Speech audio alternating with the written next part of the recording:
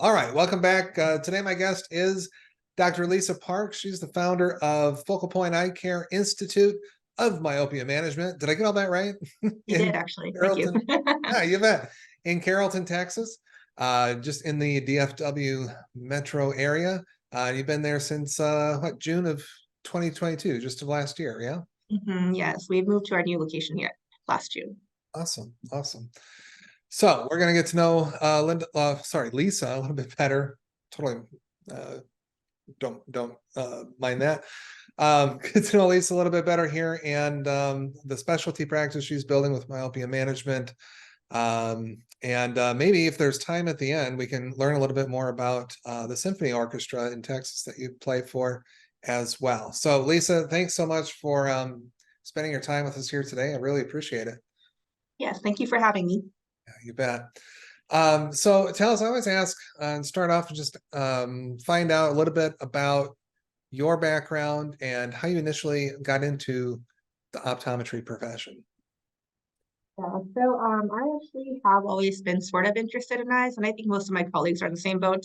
I am a really high myope, so clearly I have had visual problems since a young age. So that just kind of predisposed me to be interested in eyes for a little bit. But basically, I graduated from college and I wasn't quite sure what I wanted to do, but my eye doctor actually needed a front desk receptionist and technician, and that's where I got hired. I was there for about 3 years and I learned a lot from that and I enjoyed my experience. But the funny part is I actually didn't think about becoming an optometrist right away. I actually wanted to be a teacher first. So I became a middle school teacher for 1 year, realized it was difficult, so difficult that looking it becoming a doctor looked much easier. So so I became an optometrist instead because I actually really enjoyed working for my eye doctor, Dr. James Lentz, who was in Vancouver, Washington back then. But yes, that's exactly what happened. I was like, this is too hard. I'm going to become a doctor. I already care about eyes. I'm curious about that. So, and I enjoyed my work there. So I got into optometry school and then I graduated and here I am now. Awesome. Okay, it's always fascinating to hear some people. I think if I went back and counted, like the more people are um in the bucket of optometry being like their second choice or the second thing that they went to. And it Mhm. wasn't like the first thing out of high school or something like that that they went Right. to college, started college for. It was always kind of fascinating to me. Um, so we were talking a little bit before the interview here about myopia management and how you're building a specialty practice around that, predominantly Hmm. there in the Dallas area. And you were just talking about, really that being part of the bigger mission that you're looking to serve to get information or awareness about myopia management out to the public in general. Yes. Well, So as I've opened my practice, obviously I believe in the future of myopia management. Obviously there are more children that are myopic and having more problems with it. And of course, the health issues associated with high myopia.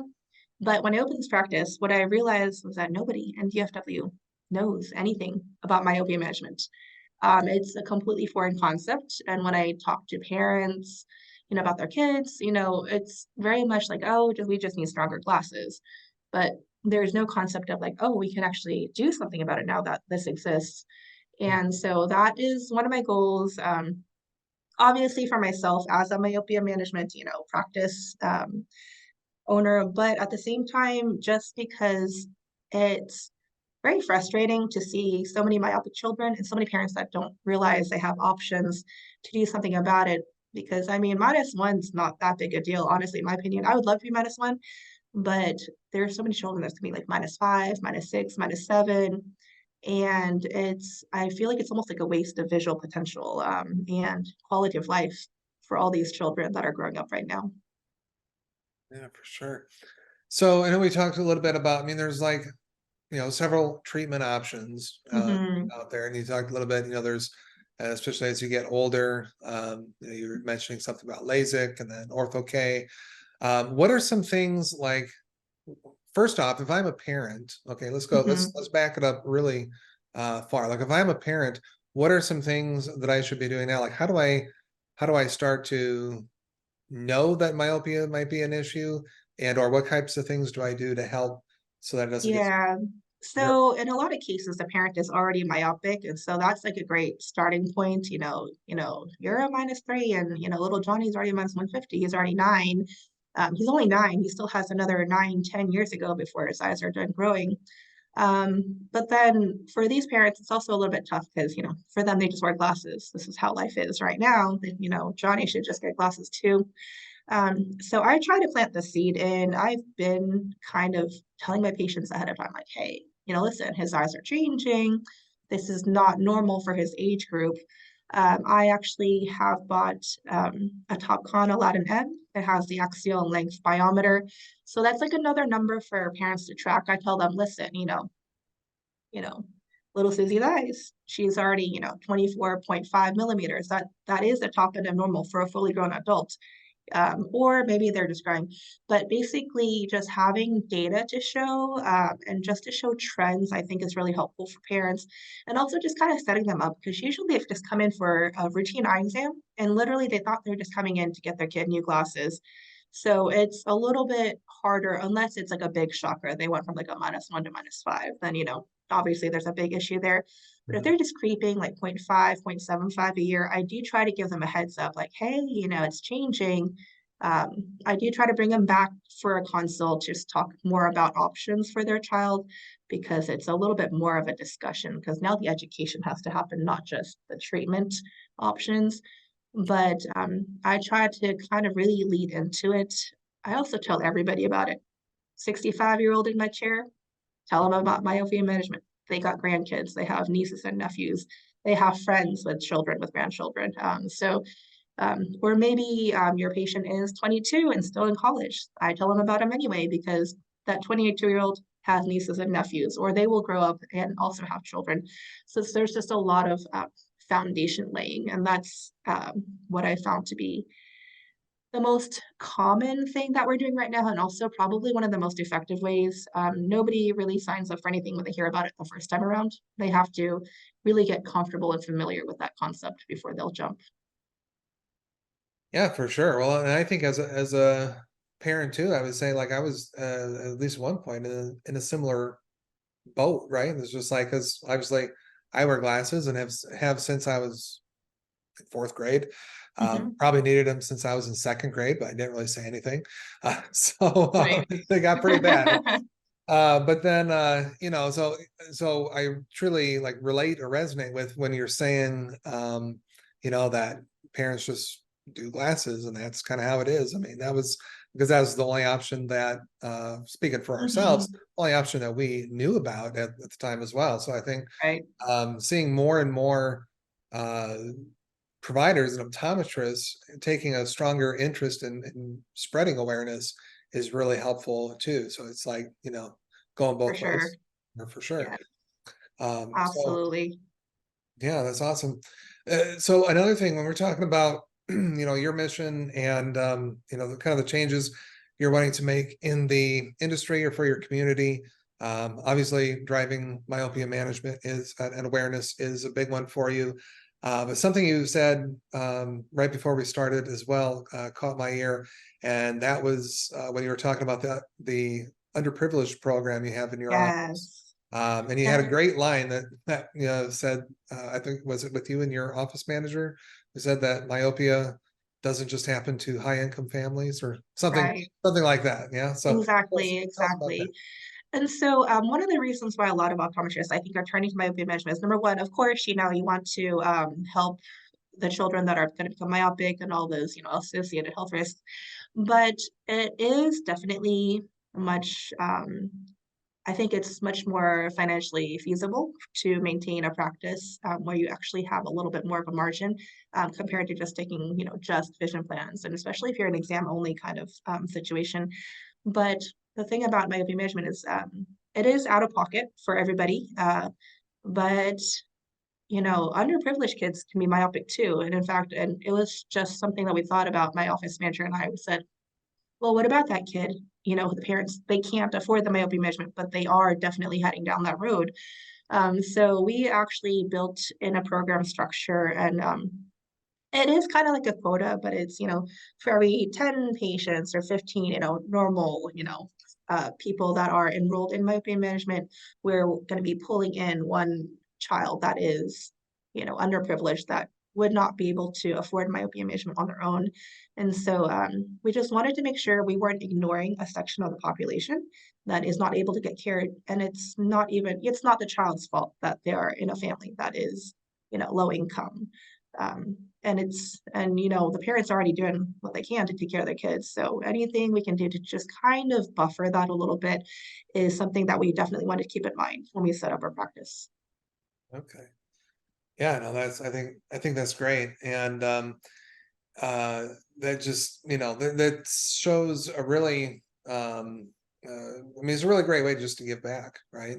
You're Hmm. saying like, yeah, we still have to run a profitable practice in order to keep the doors open and actually be able to do this for anybody. But at the same time, Hmm. you've really sat down and figured out, okay, you figure out a metric there, right? So that you can Right. bring in as many as you can under that and still be able to serve the whole of the community. So I love it. Exactly. Yeah. I think it also kind of, and to be quite like, I actually grew up in a low income family. I was on Medicaid. I was 9, 10 years old and I needed glasses. And then you go in, and back then, especially, the glasses weren't cute like they are now. And I remember thinking, like, oh, I don't really want to wear glasses, but if I have to, and then you look at the wall of the glasses in the frames, you're like, well, surely out of all these frames, something will look good on me. And Mhm. then they pull out like a tray of glasses, and Yeah, there's like 24 in there. And then I was like, well, there's only 24, but like there's still a variety here. I can still find something that will, be right for me. And then they're like, with your insurance, it's going to be these 4 frames. And, it's the ugly ones that you don't want as a kid. You know what I mean? And it was not like being retro and like vintage or, right. anything like that. It was just ugly frames because it was the 80s and the 90s. Yeah, And so I still remember that quite acutely. And so, like for our package frames for our routine patients, we try to make that selection aesthetically pleasing. But I also, like I said, it's if you're underprivileged, I don't want you to be cut out of something. That would just, it's a sad thing, to not be able to access something because of your financial status. right. I remember the yeah, I totally get it with the frame options. Oh my gosh, I have these kicking like now so I'm gonna say this and now like I guess depending on I don't really keep up with fashion trends too much, but depending on who you ask or where you look, they have come in and out of style. They might be I don't they might be in still, but if you like one of my first frames is like these great gold colored, like aviator style, like Oh huge, gosh. too big for your face kind of things. I was wearing those like I don't know through a good part of middle school for sure. I think. Or so it was like, yeah, I had an uncle who was like, these would look really good. I'm like, Was your uncle like a 45, 50-year-old man at the I think it probably was something like that. time? Yeah, Yes. because yeah, because anyways, that was funny. Um, so but yeah, no, that's great. We definitely have more options now. What in addition to awareness, what have been some other like the toughest challenges that you faced in starting this practice and starting out as because you're kind of starting out the gate as a more of a specialty practice, which is Yes. difficult in its own, So, right? yes, it has its own challenges. I was fortunate enough to start as a target sublease doctor, so I have a little bit of patient base build up there. So my routine exams kind of have kept me going a little bit, even though I'm trying not to be, fully routine, more specialty. Mhm. Um, but what was interesting about my sublease is that I actually was a relief doctor there for about, let's see, 4 years previous to that for consistently. So definitely helped in having that consistency for my patients, where I was their doctor even before I became their doctor and then before I moved. Mm. Um, but I would say the biggest challenge has been trying to, I guess, be practical about the now, but also planning for the future. So my practice is a little bit unusual in that I'm not in a retail space. I am in a medical building. I have no foot traffic. Yeah. So that has been interesting because in another practice where you were in a storefront in a retail space, you will have at least a few people come by and walk through and be like, maybe I'll have an eye exam, maybe I'll buy some glasses. But here it's truly, if you have an appointment and you're looking for me, you'll find me because I am in a medical building. And I did want to be in a medical space because I wanted to be specialty. I didn't want to be quite as much retail and routine. Um, so as I keep telling my staff, I'm like, we'll be great if 5 years from now, when it's really running, it's, being in that medical space is awesome because, again, to get that kind of, I guess, legitimacy almost as having, being a provider for treatments. But I knew that the beginning would be a little bit more difficult, just getting that flow and getting that build up. But at the same time, I didn't want to start out in a retail space and then have to move everything, in 4 or 5 years. So that was kind of like, I guess, playing the long game, if you will. um, the other thing too is as I moved, I kept my medical insurances and I kept iMed, but I dropped everything else. So I only have one vision care plan that I'm taking. So that in itself has been interesting. Um, Luckily, because I'm not truly a cold start, I am a warm start. I have patients that did leave me for the first year because of, not being on their insurance panel, but they're coming back, which is awesome. Um, they miss me. And I told them I miss them. So thank you for coming back. And so that's actually been pretty awesome as well. Oh yeah, that's great. So they're almost like uh they value the interaction with you and this and the Mhm. service that they're getting from you specifically, more so than the vision plan. Is that what I'm hearing? Yeah, so they pay our out of pocket. And then of course we have discounts in place for those who want to buy glasses with us.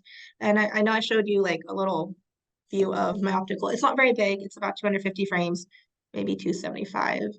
But again, my focus is not selling glasses per se. It's more about actually trying to get rid of the need for glasses. So I don't want to go too huge on the optical. It's for the folks that they really need the glasses and they want the glasses and they want to get them with us. Nice. Okay. Well, and it's not huge, but it's more than four, right? So that's great. Exactly. Yeah, I still think about that back. I'm like, man, that sucked for me as a kid. What about so on the flip side of challenges, what about a victory or a success that has been like really meaningful for you so far in your career? Oh, in my career, let's see. I think it's true what they say. Once you start your own business and you run your own business, you can't work for other people. Yeah. I did try to go back and do relief work for a bit, and I did, and it was fine, but I did have to kind of sit on my hands. So I was like, oh, this is not the way I would do it, but it's not my practice. I have to hold back. Um, but something that was really nice was even though myopia management is slow to get, you know, off, on its feet, but I do have patients and parents coming in for myopia management. And what's really interesting is because I do ortho K for a lot of my patients, to, it's very interesting that ortho K actually does kind of change people's lives. And I don't mean that to be like corny, but I'll see like 11, 12, 9-year-old girls come in and they're like a minus, 3, 5, 7. And they come in, they're a little bit shy and withdrawn, and even their posture is just like a little bit hunched. And then I fit them in the work. Okay, we do the training, send them home. They come back for their follow-ups. And by this time, they're like maybe minus 50 if they start at high, but they're back to Plano. And so they don't need any glasses or anything to see. And the transformation in their personality and their affect is amazing. They stand tall, they're confident, they speak loudly, they make eye contact. And part of it, I think, is because now they know me, they've seen me 2 or 3 times now. I'm their doctor, they're more familiar with it. I think they're just so much more comfortable with themselves. And I think back to when I was, 10, 11, 12. You get to that age and, you know, try to show it, but you're just so unsure of yourself all the time.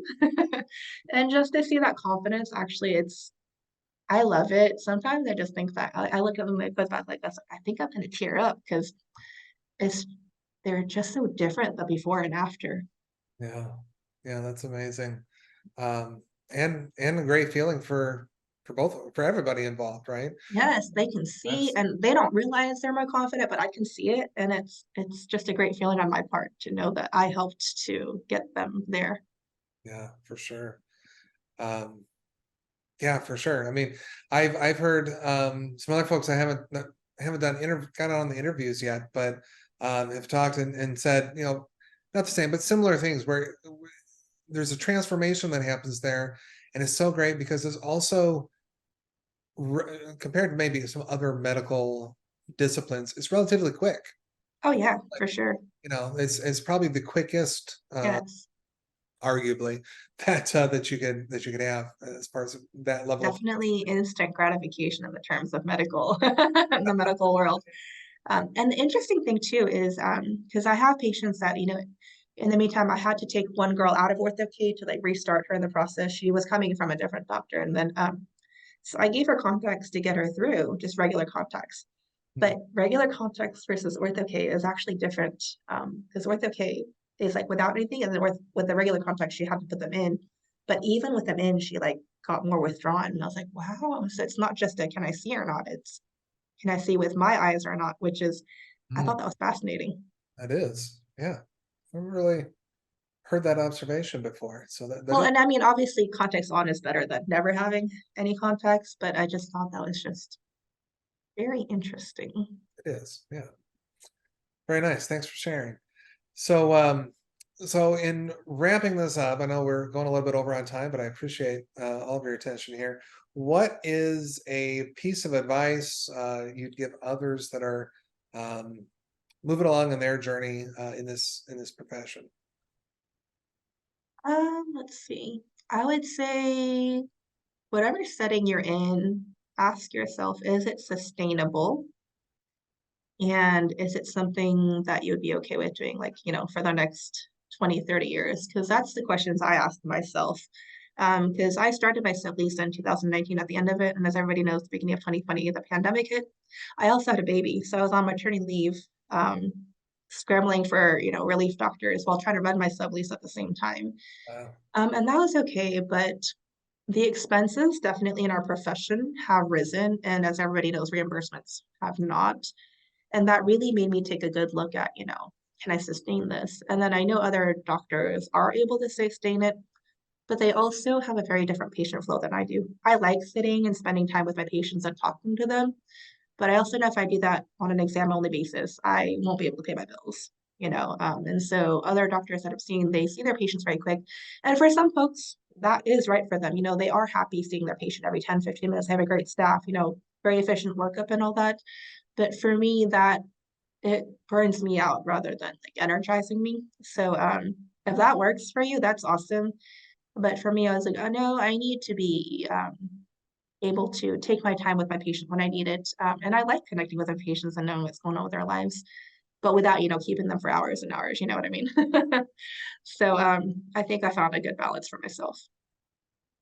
Yeah, no, that's great. Well, I think, you know, I don't know what your like disposition is, but for me, I'm like relatively introverted. And so I would think that the that the slower paced, not 12 patients a day kind of pace would be like you know, that'd be the route I would choose. uh, it would just have a nice side benefit that it wouldn't completely drain me by the end of the day, I think. Hmm. Um, Yeah, and our profession is such a, I want to say it's a given profession. Like we are literally therapists while we see our patients sometimes.